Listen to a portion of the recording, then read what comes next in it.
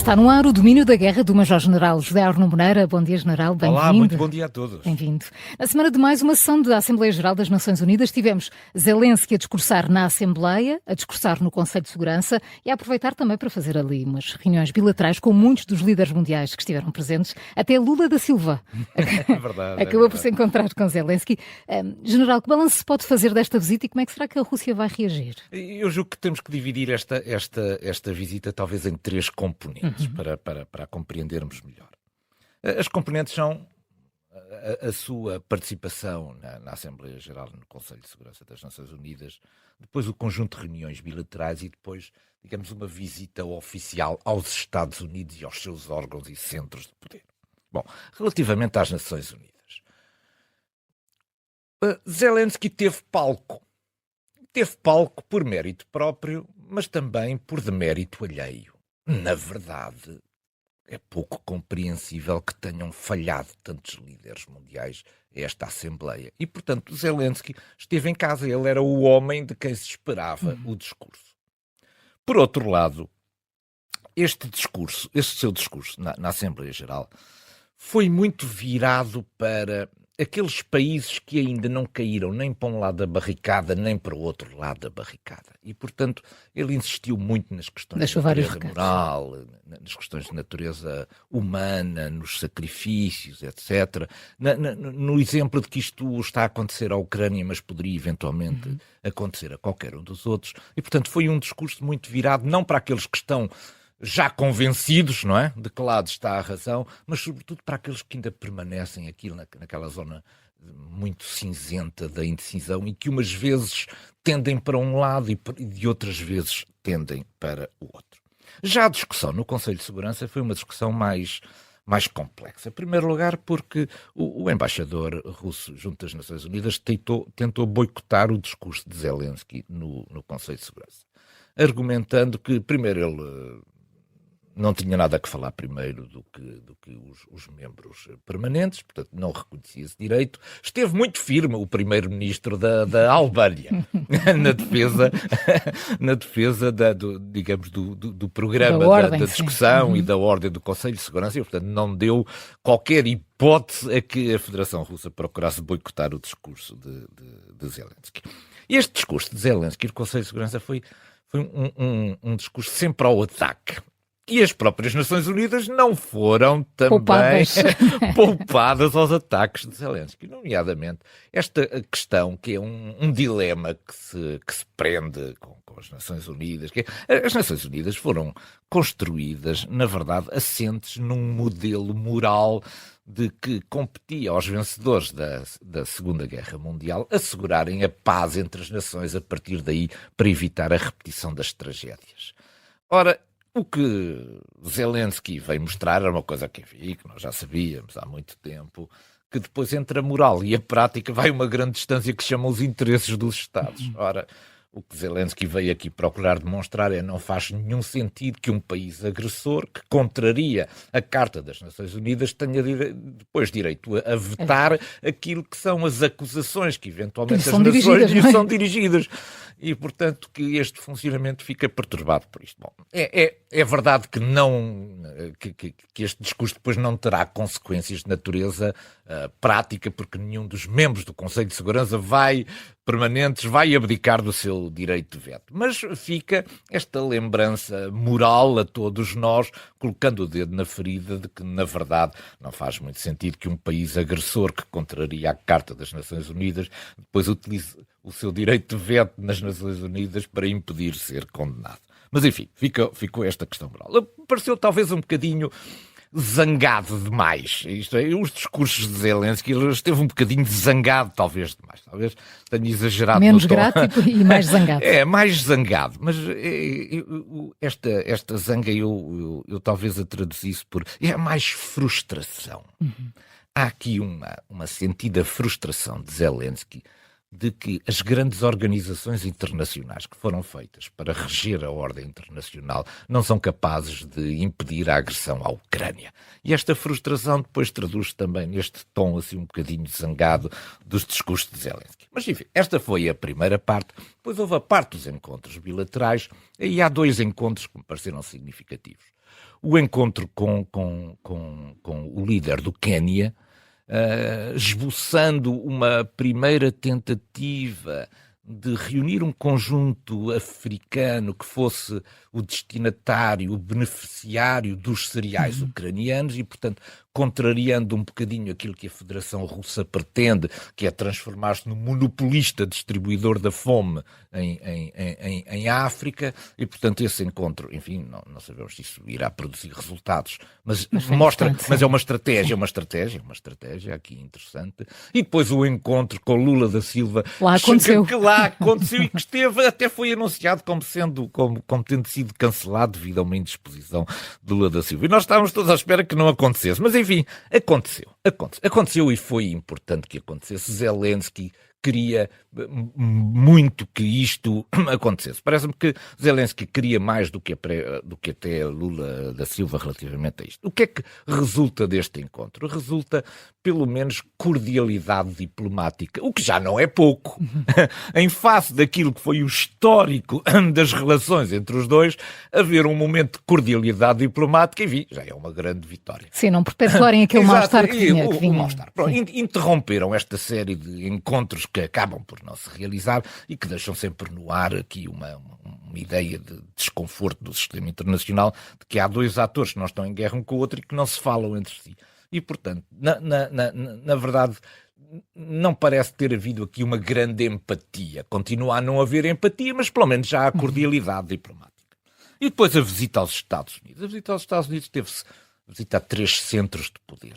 Ao Pentágono, foi uma visita um pouco mais cerimonial, porque ele foi homenagear também as vítimas do 11 de setembro. Depois a visita ao Capitólio, que não teve talvez os resultados tão esperados por Zelensky como ele gostaria, porque na verdade Zelensky aterra no meio de duas lutas. Uma luta a médio prazo, que é a luta já com vista às eleições presidenciais de 2024, mas por outro lado também uma luta imediata em que a Ucrânia também está envolvida, de certa maneira, do ponto de vista substantivo, que é a questão da aprovação do Orçamento de Estado. O novo Orçamento de Estado começa agora em outubro e, portanto, está toda a gente a esticar a corda relativamente a isto. Ora, a Ucrânia tem, deste Orçamento de Estado, tem uma parte também importante de dinheiro a receber. E o que é certo é que o Presidente da Câmara dos Representantes não o deixou discursar no Congresso. Pois, as pressões são muito grandes do ponto de vista daquela minoria de Trump que está muito aguerrida e que está numa filosofia de que é preciso queimar tudo. E a grande, digamos, linha de raciocínio em relação à Ucrânia é basicamente esta. O dinheiro é preciso para os Estados Unidos. Não podemos estar a dá-lo à Ucrânia. Portanto, esta é a linha discursiva. Simplesmente esta linha tem um problema. É que o dinheiro que não for dado agora à Ucrânia, para a Ucrânia conduzir a guerra na defesa do seu território, pode ter um problema. É que os Estados Unidos podem vir a ser chamados mais tarde com custos muito mais acrescidos, agora já não de natureza financeira, mas com outros custos mais gravosos. E depois a visita, enfim, à Casa Branca correu relativamente bem. Portanto, e como resumo desta visita, ela não teve a glória da primeira visita, mas isso também é natural. Era natural, a primeira foi a primeira. E o ambiente político nos Estados Unidos também é outro, é completamente outro, e isto depois transforma também tudo aquilo que são as concessões que os Estados Unidos estão disponíveis a fazer nesta fase. Entretanto, e no terreno estes últimos dias, tivemos a recaptura dos ucranianos de 2 povoações muito disputadas, a sul de Bakhmut, isto enquanto prosseguem ataques praticamente diários a centros de logística, a bases militares e a postos de comando na Crimeia. General Arnaud Moreira, que avaliação se pode fazer da atual situação militar? Bom, há cerca de 2 semanas que não caía nenhuma aldeia para o lado ucraniano e, portanto, praticamente na mesma semana, tivemos as conquistas de Klishivka e de Andrivka, duas povoações que estão relativamente próximas e a sul de Bakhmut. São povoações pequenas, é verdade, mas estão em terreno dominante, o que depois lhes confere uma vantagem tática no prosseguimento das operações. Talvez o mais significativo aqui é que elas foram conseguidas contra as melhores tropas que Moscou dispõe. Isto é, na área de Bakhmut estão a ser defendidas pelas forças russas com 2 das 4 divisões aerotransportadas e 3 das 4 brigadas independentes das tropas aerotransportadas, que são as melhores tropas que Moscou depende. O facto de as tropas da Ucrânia terem conseguido derrotar, pelo menos nestas duas povoações, as melhores tropas de Moscou, também é uma indicação de natureza significativa. E este avanço vai comprometer também 2 rotas logísticas que são importantes para suporte das operações de Moscou. Do ponto de vista terrestre, a mim o que me parece é que a Ucrânia está a jogar com a teoria da manta curta. Isto é, quando as forças russas vão defender para o sul de Zaporísia, vão destapando a manta em Bakhmut. E quando têm que vir reforçar Bakhmut em face dos avanços da Ucrânia, vão destapar noutras zonas. E, portanto, a teoria da manta curta é, neste momento, a grande teoria da estratégia terrestre da Ucrânia. Entretanto, e numa semana em que voltou a esperança de se conseguir escoar cereais ucranianos através de um corredor por águas territoriais amigas, fomos de repente surpreendidos por uma troca de discursos e até de ameaças desagradáveis entre a Polónia e a Ucrânia por causa da exportação terrestre dos cereais ucranianos. Esta animosidade é preocupante, não é, General? Importa também perceber o que é que a está a motivar. E até talvez fosse desnecessário e com maior bom senso de ambas as partes, também da parte ucraniana. Bom, esta até era uma semana que tinha começado com boas notícias do ponto de vista dos cereais, porque o primeiro navio carregado de cereais, o Africa Resilience, tinha conseguido carregar nos portos junto da região de Odessa e tinha conseguido passar pelo tal corredor que vem pelas águas amigas junto aos territórios da NATO. E conseguiu fazer com sucesso esse percurso, portanto, abriu-se aqui uma nova esperança. Mas, entretanto, houve aqui uma coincidência temporal terrível. É que, como nós sabemos, a União Europeia tinha permitido, de alguma maneira, que as exportações ucranianas passassem através do território da União Europeia, desde que não fossem vendidas nos países que estão contíguos com a Ucrânia, nomeadamente a Polónia, a Eslováquia e a Hungria. Acontece que,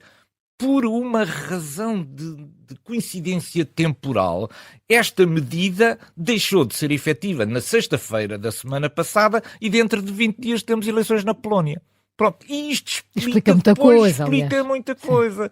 Isto é, há 2 partidos principais na Polónia, o PAS e Justiça, que é um partido mais conservador de natureza rural e que está à frente e que lidera o governo, e depois o partido de Tusk, a coligação cívica, que está a cerca de 9 pontos atrás. Ora, o partido que está no poder depende de todo este mundo rural, porque é aí que ele tem os seus votos. E, portanto, naturalmente, que a poucos dias das eleições sentiu-se afrontado com deixar de haver a proibição de venda dos cereais ucranianos. A Ucrânia exagerou, não tinha nada que fazer isto, porque a Polónia constitui 4 coisas para a Ucrânia. E a Ucrânia não se deveria esquecer disto. Eu, aliás, cada vez vejo mais necessidade de haver uma alteração na personificação daquilo que é o Ministro dos Negócios Estrangeiros da Ucrânia, porque me parece que isto era absolutamente desnecessário. Há 4 razões.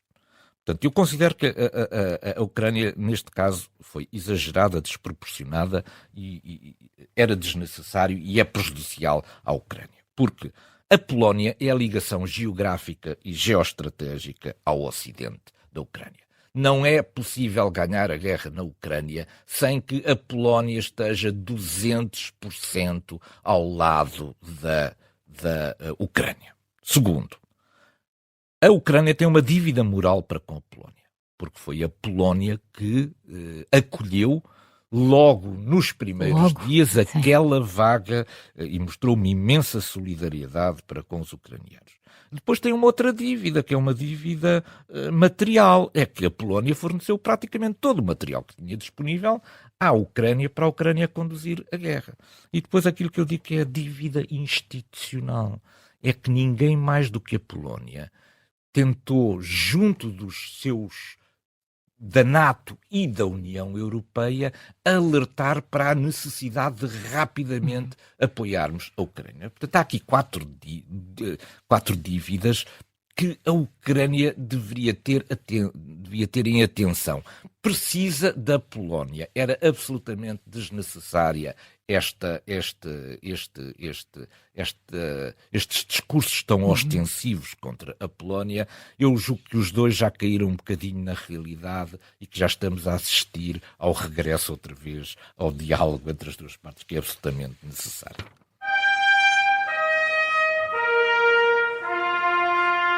O famoso apresentador da televisão oficial russa, Sergei Mardan, conhecido também por dizer que a Ucrânia devia ser apagada dos mapas, veio agora defender que bastam 10 anos para que qualquer ucraniano colocado na Rússia se transformar num russo. Ora, isto contraria o nosso bom senso, que nos diz que os processos de integração são longos, podem demorar até várias gerações. Que cortina de fumo é esta?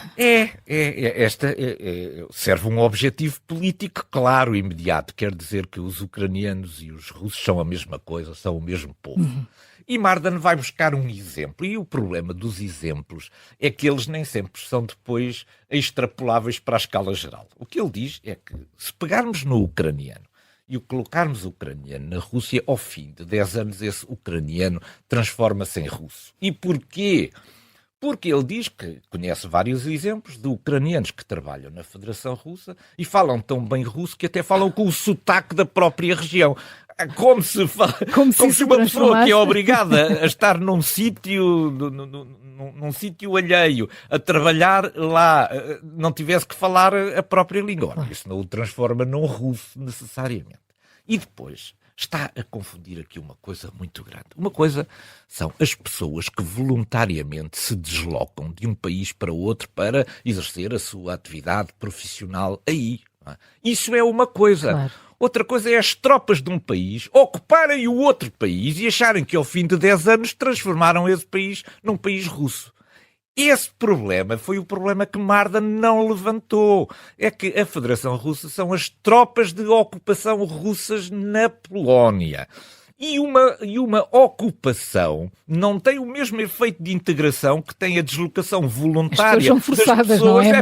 As pessoas agora são forçadas a aturar o sistema político e repressivo da Federação Russa. Portanto, isto conduz necessariamente a uma outra postura que dificulta completamente a tal integração que Mardan sonha, que acha que ao fim de 10 anos a Ucrânia deixou de existir e todos se sentem russos. Eu fui investigar. Não esperava outra coisa. Eu fui investigar a ver. Mas qual é a proporção de elementos de segurança, tipo polícia, gendarmerie, milícias, etc., que são necessários ter num país para que esse país tenha condições de segurança? E então fui buscar aqui 3 exemplos. O normal é existirem. Eu vou chamar polícias, mas quando digo polícias estou a referir-me a este geral. São precisos 2 polícias por cada 1000 habitantes. Num país que viva numa situação normal de segurança. Portanto, 2 por 1000. No caso da Irlanda do Norte, quando houve aquelas confusões e convulsões todas, o Reino Unido tinha 20 por cada 1000. Portanto, já não era 2 por cada 1000, era 20 por cada 1000. E a União Soviética tem esta experiência no Afeganistão. A União Soviética teve que colocar 40 polícias por cada 1000, duplicado 40 por cada 1000. Bom, então agora vamos fazer aqui umas contas rapidíssimas. Mesmo que assumíssemos não os 40 do Afeganistão, mas 20, isso significa que para controlar, do ponto de vista da segurança, todo o território da Ucrânia, teriam que estar em permanência na Ucrânia 850.000 polícias russos. 850.000 polícias russos. Mas como estamos a falar numa situação para perdurar no tempo, é preciso rodar. Exatamente, portanto multiplicar mesmo ainda. que fossem apenas 2 rotações, já era preciso 1.700.000 polícias russos. Portanto, eu não sei qual é a noção de vitória que a Federação Russa continua a alimentar. Basta ver a quantidade de gente absolutamente impossível de manter mobilizada, que seria necessário para controlar um território como o da Ucrânia, onde as inimizades cresceram brutalmente a partir do momento em que foram bombardeados e invadidos desta forma trágica. Portanto, eu acho que a Federação Russa era bom que começasse a fazer estas contas com base na sua própria experiência no Afeganistão. Para dominar um país que está ocupado é preciso uma força policial tremenda. A Federação Russa está com problemas em mobilizar 500.000, quanto mais em manter mobilizados durante muito tempo 1.700.000 polícias. E, portanto, é preciso ter aqui um bocadinho, Mardan tem que descer um bocadinho à realidade.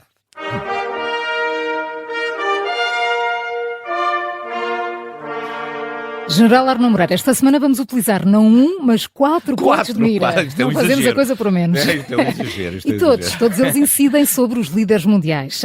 Diga-nos lá o que é que fizeram estes líderes para estarem no nosso ponto de mira. Será que o fator comum é não terem estado na Assembleia Geral das Nações Unidas? Exatamente isso.